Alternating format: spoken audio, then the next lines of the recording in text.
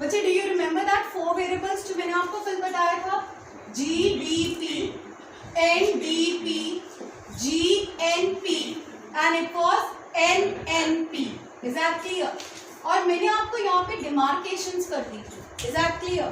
ध्यान से देखो, अगर मैं यहाँ पर इस तरीके से इनको डिमार्केट कर दूँ तो आपको क्या पता चलता है, ये first equation, second, this is third and this is fourth. Clear? First places, second places, third places. मैंने आपको कहा था फर्स्ट प्लेस पे डिफरेंस किसके बीच में होता है, gross and net. Is that clear? अब सेकेंड प्लेसेस में डिफरेंस किसके बीच में होता है, नेशनल एंड डोमेस्टिक. क्लियर? अब P के ऊपर नो डिफरेंस एट ऑल. ये 3 चीजें याद रखना. अब हम लोग पता क्या करने जा रहे हैं, सेकेंड प्लेसेस पे डिफरेंस. सेकेंड प्लेसेस पे डिफरेंस हमारे पास किसके ऊपर होगा, डू रिमेम्बर, या तो होता है डोमेस्टिक या होता है एन, दैट इज नेशनल. इस एन को नेट नहीं मानना है, नेट हमेशा फर्स्ट प्लेस पे होता है. क्या है, domestic and national. Is that clear? तो डू रिमेम्बर, सेकेंड प्लेसेस पे डिफरेंस अराइजेस बिटवीन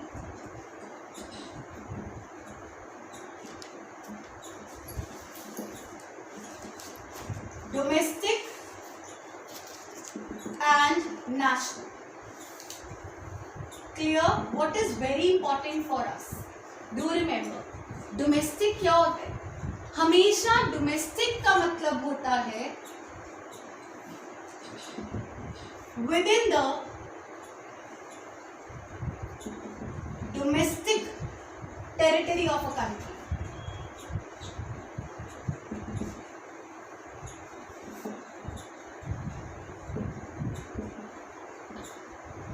बच्चे इसका क्या मतलब हो गया, with in the domestic territory of a country, मतलब हमारी कंट्री की पॉलिटिकल बाउंड्रीज के बीच में. Is that clear? समझ आ गया? पॉलिटिकल बाउंड्रीज नहीं मानते हैं हम, इसको इकोनॉमिक बाउंड्रीज मानते हैं. Is that clear? तो ये होता है हमारी कंट्री की इकोनॉमिक टेरिटरी के बीच में, no matter who produces it. अब हमारे डोमेस्टिक, हमारी कंट्री के अंदर आके बाहर से कोई अमेरिका का भी कोई बंदा यहाँ पे सेटल हो सकता है, लेकिन वो प्रोड्यूस तो हमारी कंट्री के अंदर ही कर रहा है ना. तो अगर वो हमारी कंट्री के अंदर प्रोड्यूस कर रहा है, चाहे वो कोई बांग्लादेशी है, कोई पाकिस्तानी है, कोई अमेरिकन है, और उसका इकोनॉमिक इंटरेस्ट हमारी कंट्री के अंदर है, तो that is what domestic territory of a country. क्या कहेंगे उसको, domestic territory of a country. Is that clear? So यहाँ पर डोमेस्टिक टेरिटरी का मतलब क्या होता है, remember, it is area of operation. What is it? Area of operation. Clear or not? याद रखना. अब एक बहुत सिंपल सी चीज है, अगर हमारी जो एयरप्लेन्स हैं वो अमेरिका और रशिया के बीच में फ्लाई कर रहे हैं, इंडिया की एयरप्लेन्स, तो वो इंडिया की डोमेस्टिक टेरिटरी होगी या अमेरिका की डोमेस्टिक टेरिटरी? इंडिया की. रिमेंबर, मैंने क्या बताया, area of operation. Is that clear? हमेशा यहाँ पर आप लोग डोमेस्टिक को कभी भी पॉलिटिकल बाउंड्री से नहीं देखोगे, किसके बेसिस पे देखोगे, एरिया ऑफ ऑपरेशन. इंडिया का प्लेन है, इंडिया की यहाँ पर ओनरशिप है, और इंडिया का प्लेन अमेरिका और रशिया के बीच में ऑपरेट करता है डेली, तो जिस रूट से यहाँ पे ऑपरेट कर रहा है वो इंडिया की डोमेस्टिक टेरिटरी है. समझ आया? डोमेस्टिक टेरिटरी का मतलब क्या होता है, area of operation. Is that clear? कि कहाँ पे हमारी चीजें ऑपरेट कर रही हैं. Is that clear? और एक और, डोमेस्टिक का हमेशा मतलब होता है within the domestic territory of a country. आगे देखना, no matter who produces it, Indian और नॉन इंडियन. क्या आपको समझ आया? डोमेस्टिक का मतलब होता है सिर्फ हमारी कंट्री की बाउंड्री के बीच में प्रोडक्शन होना. क्लियर? हमारी कंट्री की एरिया ऑफ ऑपरेशन में प्रोडक्शन होना. जरूरी नहीं है कि कौन करता है, चाहे वो इंडियन हो सकता है, चाहे वो एक नॉन इंडियन अमेरिकन हो सकता है, लेकिन उसका इकोनॉमिक इंटरेस्ट हमारी कंट्री के अंदर होगा. Is that clear? Right? Let's see the next point. Our next point is what? National. What do you understand by national?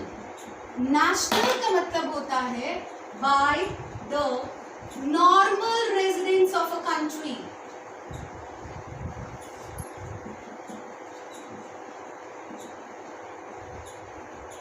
No matter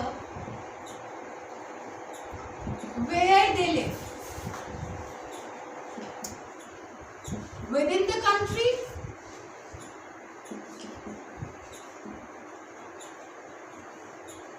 or outside the country.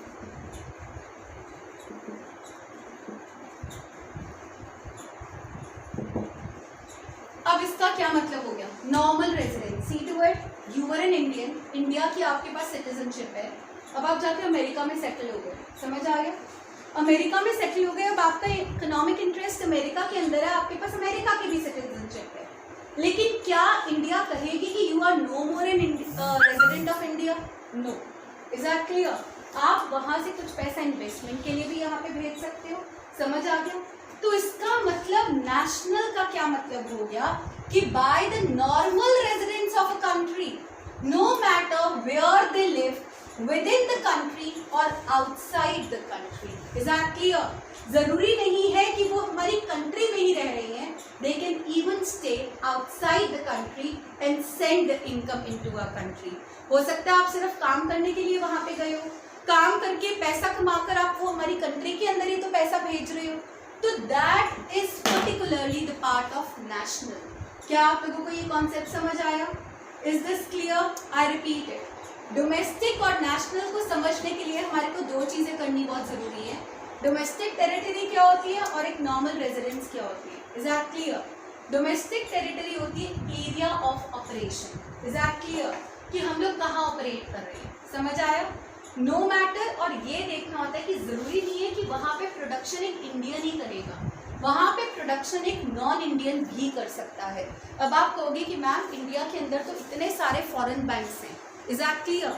तो अगर कोई भी फॉरेन बैंक हमारी country में है और वो प्रॉफिट कमा रहा है हमारी कंट्री में, it is within the domestic territory of country, वो डोमेस्टिक इनकम मानी जाएगी. कौन सी इनकम मानी जाएगी? Domestic income. Clear? National. National का मतलब क्या होता है? Bye the normal residents. Is that clear? अब बच्चे ये चीज देखना बहुत जरूरी है कि आप लोगों के कौन से नॉर्मल रेजिडेंट्स हैं. Is that clear? Let's try to understand who are the normal residents. Normal resident एक ऐसा बंदा होता है जो हमारी कंट्री के अंदर रहता है और जिसका इकोनॉमिक ऑफ इंटरेस्ट अभी भी हमारी कंट्री के अंदर है. समझ आ गया?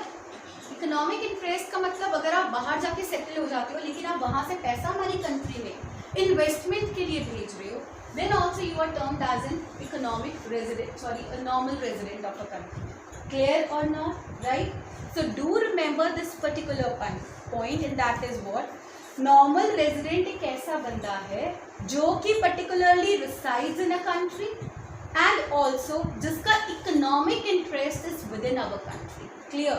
अब ध्यान देना, कोई भी बंदा अगर हमारी कंट्री के अंदर सिर्फ पढ़ने के लिए आया है, पढ़कर उसने वापस चले जाना है, कोई मेडिकल ट्रीटमेंट के लिए आया है, कोई डिप्लोमैट है जो यहाँ पे काम कर रहा है, इज दैट क्लियर? क्या वो हमारी कंट्री के नॉर्मल रेजिडेंट्स होंगे? No, not at all. Is that clear? They are not the normal residents of our country. Take an example of Sonia Gandhi. Sonia Gandhi staying in our country. India की citizen नहीं थी, अब तो सिटीजनशिप मिल गई है उसको. Is that clear? She was an Italian citizen.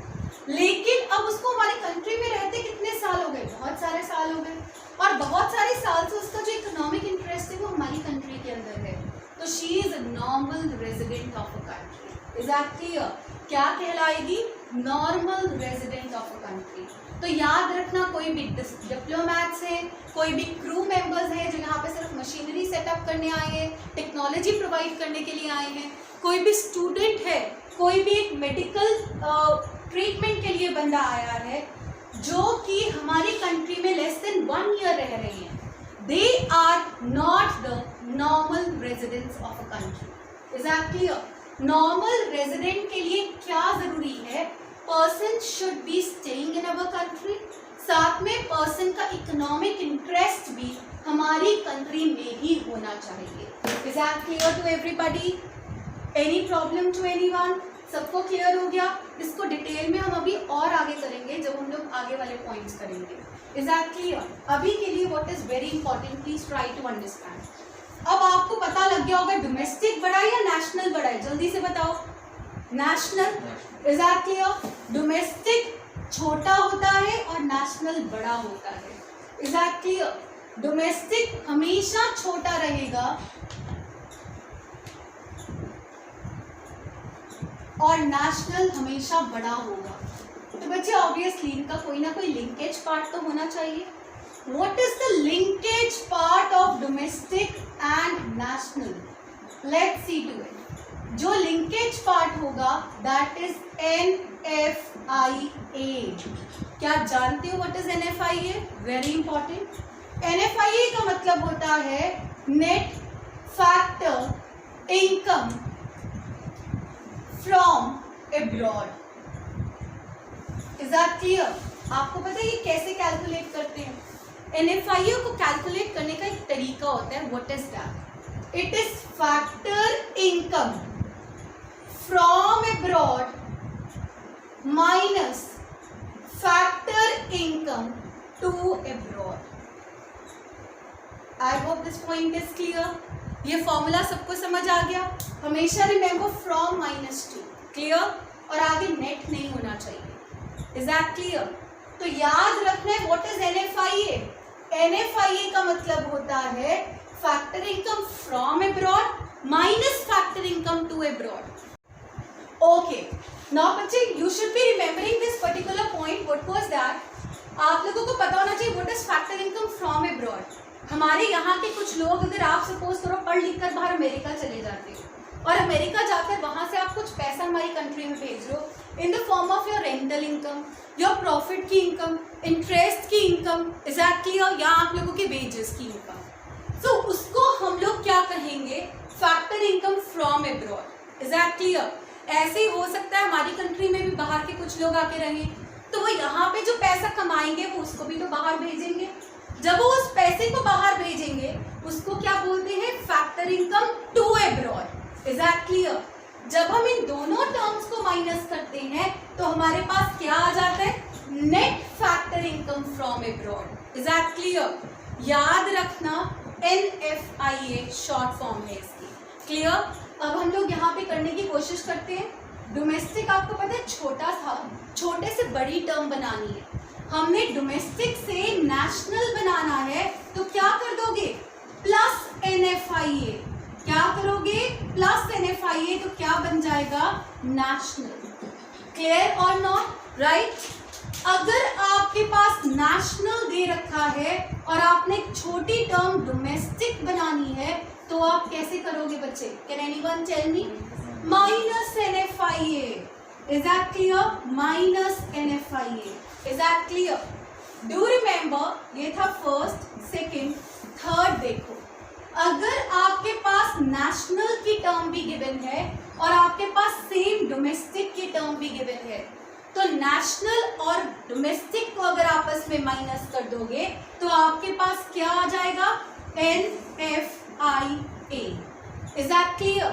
Very simple question. The next equation, when is NFIA 0?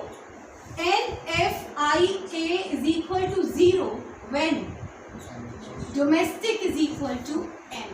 Is that clear? NFIA है ही नहीं हमारी कंट्री में, ना कोई लोग हैं, ना किसी लोगों को जाना है कहीं, तो NFIA क्या है यहाँ पे? 0। तो हमेशा क्या याद रखना है? Let's try to understand। आपके पास यहाँ पे क्या आ गया? नेशनल। यहाँ पे क्या आ गया? Domestic. Is that clear? National एक बड़ी चीज है, बड़ी चीज पे डोमेस्टिक पे जाना है तो क्या करोगे बच्चे? Hurry up and tell me. Sorry, बड़े से छोटे पे जाना है तो क्या करोगे? Minus NFIA। क्लियर और नॉट?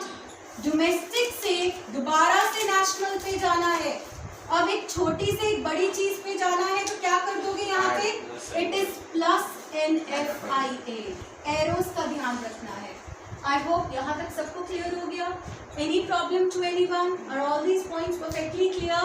सो बच्चे डू रिमेंबर, हमेशा रिमेंबर वन थिंग, डोमेस्टिक का मतलब क्या होता है? Within the domestic territory of a country, area of operation, no matter कौन प्रोड्यूस करे, ये इंडियन भी हो सकता है एंड नॉन इंडियन भी हो सकता है।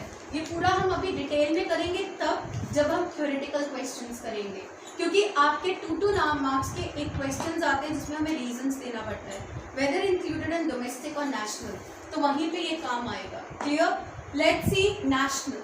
नेशनल का मतलब क्या हो गया? By the normal residence of a country, no matter where they live, within the country और they live outside the country. Is that clear? How do you calculate? What is the linkage part for domestic and national? NFIA, net factor income from abroad. और यहाँ पर कैसे calculate करते हो? Factor income from abroad minus factor income to abroad. So हमेशा याद रखना, domestic में प्लस NFIA तो क्या आ जाएगा? नेशनल। नेशनल में माइनस NFIA तो क्या आ जाएगा? डोमेस्टिक। नेशनल माइनस डोमेस्टिक करोगे तो क्या आ जाएगा? NFIA। और NFIA जब 0 होता है तो नेशनल किसके बराबर हो गया? डोमेस्टिक के बराबर हो गया। Is that clear? Rest will completed tomorrow.